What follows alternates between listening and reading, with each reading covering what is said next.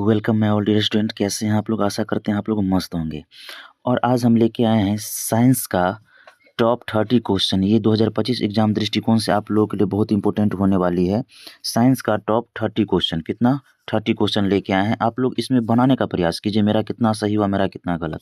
आप देखिएगा यहाँ हम 2 से स्टार्ट किए हैं। अब बोलेगा सर 2 से क्यों स्टार्ट किए हैं? हम 2 से इसीलिए स्टार्ट किए क्योंकि फर्स्ट क्वेश्चन आप लोगों के लिए ये रहेगा कि ये बताइएगा मनुष्य में जो पाचन होता है, क्या मनुष्य में जो पाचन होता है उसका पूर्ण रूप कहाँ खत्म होता है, यानी कि पाचन की पूर्ण प्रक्रिया कहाँ खत्म होती है, पाचन की पूर्ण प्रक्रिया कहाँ समाप्त होती है। ये क्वेश्चन नंबर 1 रहेगा आप लोगों के लिए। ठीक है, पाचन की पूर्ण प्रक्रिया कहाँ समाप्त होती है हमें बताइएगा। ठीक है, चलिए हम लोग 2 नंबर क्वेश्चन से स्टार्ट करते हैं। 2 नंबर क्वेश्चन है, छोटी आंत की दीवार में पाए जाने वाली ग्रंथियों के स्राव को क्या कहते हैं? क्या है? छोटी आंत की दीवार में पाई जाने वाली ग्रंथियों के स्राव को क्या कहते हैं? तो हमें बताइएगा। ग्रंथियों के स्राव को, वहाँ से जो निकलता है हार्मोन, उसे क्या कहते हैं? वो निकलता है आंतरस और सिकस एंटीरिकस। क्या निकलता है? आंतरस और सिकस एंटीरिकस निकलता है। इसका डी आंसर हो जाएगा। ए और बी दोनों इसका आंसर हो जाएगा। ठीक है, आइए थर्ड क्वेश्चन पे आइए। तीसरा नंबर क्वेश्चन बोलता है आप लोग के लिए, एक वयस्क मनुष्य में कितने दांत होते हैं? हमें बताइएगा। आप लोग में एक वयस्क मनुष्य में, नहीं 18 प्लस में कितने दांत होते हैं? 32 दांत होते हैं। एक वयस्क मनुष्य में कितने दांत होते हैं? 32 दांत होते हैं। और बचपन में कितने दांत होते हैं? बचपन में हमें 20 दांत होते हैं।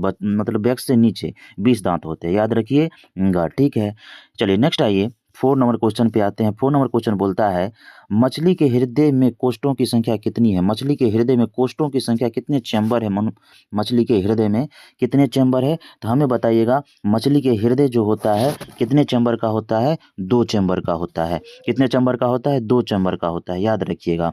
जबकि 4 चैम्बर जो होता है वो मनुष्य का होता है। किसका होता है? मनुष्य का होता है 4 चैम्बर। ठीक है, आइए हम लोग 5 नंबर क्वेश्चन पे चलते हैं। ठीक है, 5 नंबर क्वेश्चन बोलता है, स्वाद कलिका कहाँ पाई जाती है? स्वाद कलिका कहाँ पाई जाती है? तो याद रखिएगा, स्वाद कलिका जो पाई जाती है, अपने लोग का जो जीभ होता है, मनुष्य का जो जीभ होता है, उस पर डॉट डॉट डॉट का रहता है। देखिएगा, ध्यान से आप लोग देखिएगा, तो यही होता है स्वाद कलिका। कहाँ पाया जाता है? जीभ के ऊपरी सतह पर पाया जाता है स्वाद कलिका। ठीक है, इसमें भी 3 पार्ट होता है, ये भी याद रखिएगा। ठीक है, आइए नेक्स्ट है 5 नंबर क्वेश्चन पे आइए। अमाशय के अग्रभाग को क्या कहते हैं? वेरी इंपॉर्टेंट क्वेश्चन है।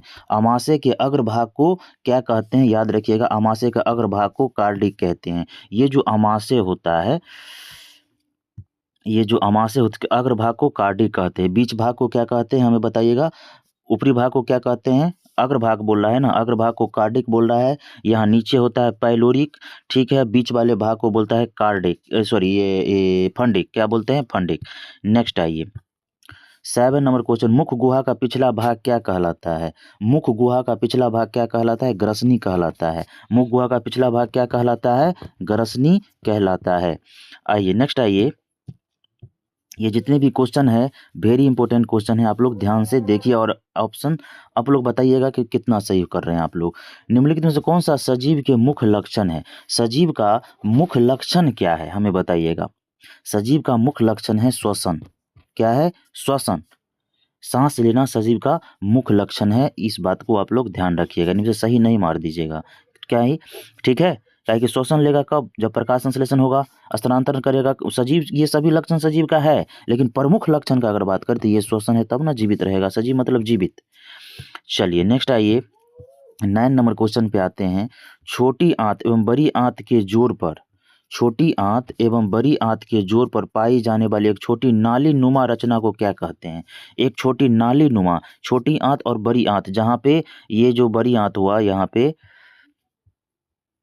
ये जो छोटी आंत हो, उसके बाद जो बड़ी आंत हो, ये छोटी आंत हुआ, और ये जो बड़ी आंत हुआ उसके जोड़ी होता है यहाँ पे, जहाँ पे ये अमाशय से भोजन आके उसमें ट्रांसफर होता है, उसे क्या कहते हैं? सीकम कहते हैं। क्या कहते हैं? सीकम कहते हैं, याद रखिएगा।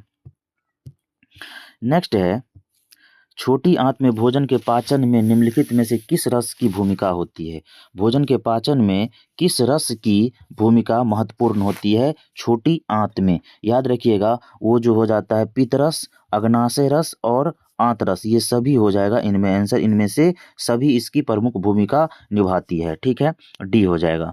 नेक्स्ट आइए 11 नंबर क्वेश्चन पे।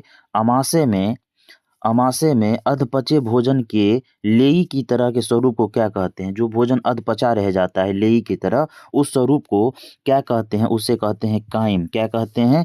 काइम। क्या कहते हैं? काइम कहते हैं। ठीक है, 11 का ए हो जाएगा। ठीक है, आइए नेक्स्ट क्वेश्चन पे आते हैं, 12 नंबर क्वेश्चन पे।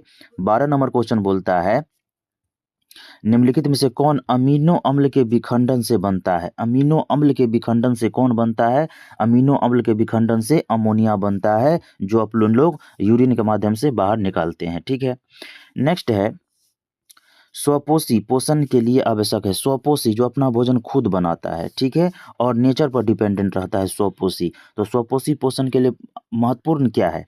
स्वपोषी के लिए महत्वपूर्ण है क्लोरोफिल, सूर्य का प्रकाश, जल एवं CO2। ये तीनों हो जाएगा स्वपोषी के लिए अति महत्वपूर्ण है। ठीक है, नेक्स्ट आइए 14 नंबर क्वेश्चन पे, चाइल का अवशोषण होता है। याद रखिए, एक होता है चाइल, एक होता है काइम, ये सब चीज़ ध्यान रखिएगा।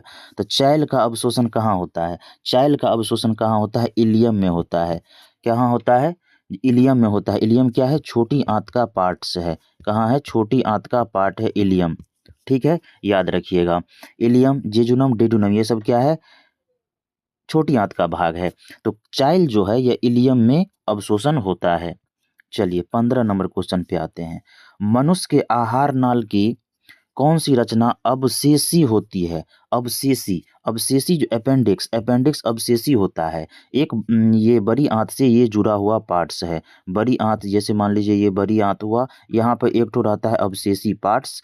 ये अगर बॉडी से निकाल भी दिया जाए ना तो आदमी सर्वाइव कर जीवित रहता है, इसका कोई यूज उतना है नहीं। लेकिन अगर अवशेषी अपेंडिक्स, उसे क्या, उसे उसका नाम क्या है? अपेंडिक्स। ठीक है, अवशेषी अंग में ही आता है। यहाँ पर टॉन्सिल जो है ये भी अवशेषी अंग का ही अंतर्गत आता है। टॉन्सिल वो भी हटा दिया जाए तो मनुष्य सर्वाइव करता है, उससे कोई फर्क पड़ता नहीं है। दांत अस्थि क्षय का कारण, यानी कि दांत टूटने का सबसे प्रमुख कारण क्या है? दांत टूटने का सबसे प्रमुख कारण क्या है? मीठी चीज का खाना, बैक्टीरिया द्वारा अम्ल का निर्माण करना। दांतों की सफाई नहीं कीजिएगा तो आप लोग का दांत टूट जाएगा। याद रखिएगा, मुंह का पीएच मान कितना से कितना? 5.5 से कम हो जाने पर क्या होता है? दांत क्षय हो जाता है, टूटने लगता है। आइए नेक्स्ट आइए 17, डेंटाइन के ऊपर दांतों की सुरक्षा हेतु पाई जाने वाली कठोर परत को क्या कहते हैं? डेंटाइन, यानी कि दांते के ऊपरी परत पर पाए जाने वाली कठोर परत को क्या कहते हैं? बताइएगा। एनामेल कहते हैं। जो सबसे कठोर पार्ट है मनुष्य का, एनामेल। ठीक है, याद रखिएगा। जबड़े की हड्डी सबसे मजबूत हड्डी है पूरा शरीर में, लेकिन डेंटाइन के ऊपरी दांतों को सुरक्षा हेतु पाए जाने वाले कठोर पदार्थ को क्या कहते हैं? एनामेल कहते हैं। क्या कहते हैं? एनामेल कहते हैं। आइए नेक्स्ट है, पैरामीशियम में भोजन का अंतःग्रहण होता है। पैरामीशियम में भोजन का अंतःग्रहण होता है, किस माध्यम से होता है? पैरामीशियम में, याद रखिएगा, कोशिका मुख गुहा द्वारा।